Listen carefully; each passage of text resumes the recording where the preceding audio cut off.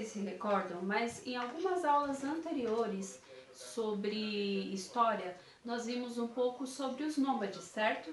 Então agora no livro, lá na página 44 e 45, nós vamos falar sobre os primeiros povos nômades do Brasil, certo?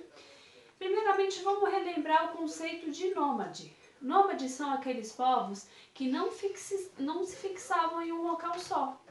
Lembram? Eles viviam mudando de lugar. Por quê? Porque eles utilizavam os recursos naturais. Quando tinha a escassez desses recursos, que eles já tinham explorado tudo o que podia em parte de frutos, de alimentação, eles mudavam para um outro local, certo? E foi a partir da descoberta da agricultura que eles começaram a se tornar sedentários. Mas nós vamos ver aqui na época em que eram nômades, os primeiros nômades que moraram aqui no Brasil, que viveram aqui no Brasil.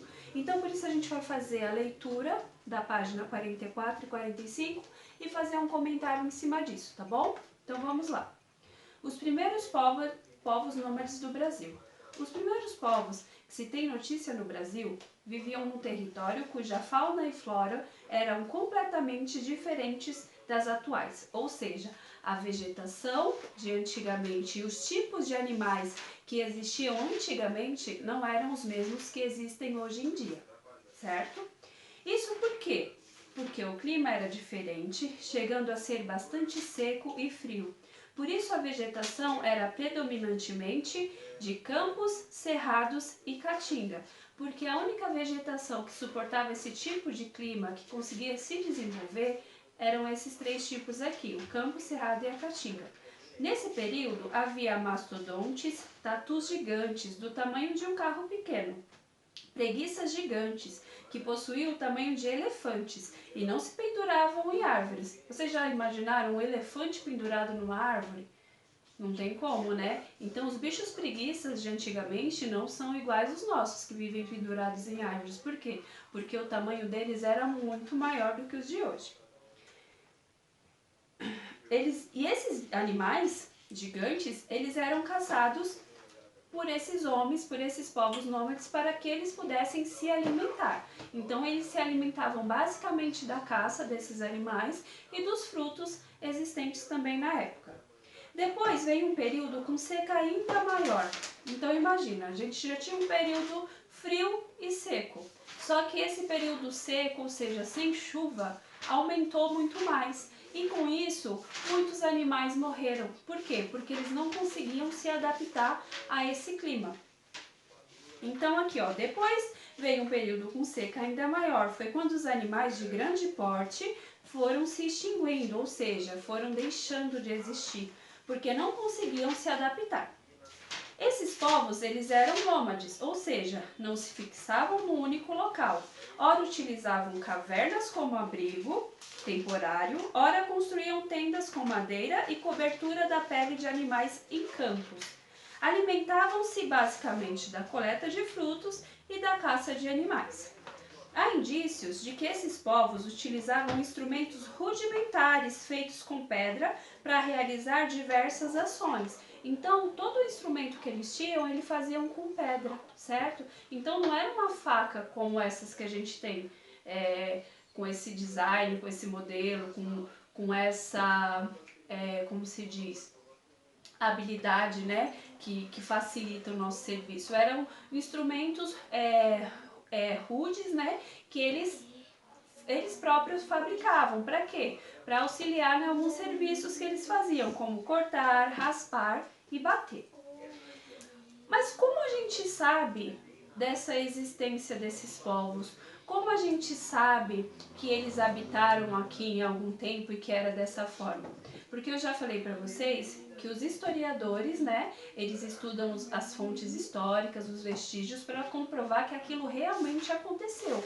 E esse povo, quando viveu, eles deixavam rastros. Que rastros que eles deixaram que os historiadores começaram a estudar e comprovar a existência deles aqui? Nas cavernas, eles faziam as pinturas rupestres. aquelas pinturas rústicas feitas com tinta natural, que eles pintavam com as próprias mãos. E nessas cavernas, eles colocavam o dia a dia deles lá, a caça, o que eles faziam no dia a dia. E então, através desses vestígios, que os historiadores comprovam que eles existiram aqui, certo? E como era o modo de vida deles, que era representado através desses registros, que não tinha naquela época escrita ainda, certo? Então eles se comunicavam através dos desenhos. Então, no Brasil, os vestígios mais antigos desses povos estão localizados nos sítios arqueológicos da Serra da Capivara, na região de São Raimundo Nonato, no Piauí. É possível encontrar em cavernas milhares de pinturas rupestres, feitas com tinta obtida pela mistura de óxido de ferro e cera de ouvido, entre outros elementos, e acredita-se que essas pinturas rupestres tinham, para esses povos, um significado mágico e religioso para que o alimento não faltasse quando saíssem para caçar e para pescar, pois há predominantemente figuras de animais quadrúpedes, ou seja, que se locomovem em cima de 4 patas, aves, répteis e, em menor quantidade, peixes. Pintavam com dedos e pincéis feitos com fibras e espinhos, para os traços mais finos. Além desses, há também os homens de Lagoa Santa, cujos vestígios foram encontrados em grutas situadas na Lapa Nova do Maquiné, na região de Lagoa Santa, próximo ao Rio das Velhas, em Minas Gerais. Essas pinturas nos dão preciosas informações de como era a vida cotidiana desses humanos. E aqui na página 45 vocês vão encontrar um quadrinho verde que traz um pouquinho da curiosidade desses povos. Nos Campos do Sul, há vestígios da existência dos homens de Umbu, que tratava-se de um povo caçador que inclusive utilizava a boleadeira, que é uma espécie de arma com 2 ou 3 bolas amarradas por uma tira de couro e que, quando utilizada por uma pessoa hábil, prendia as pernas do animal.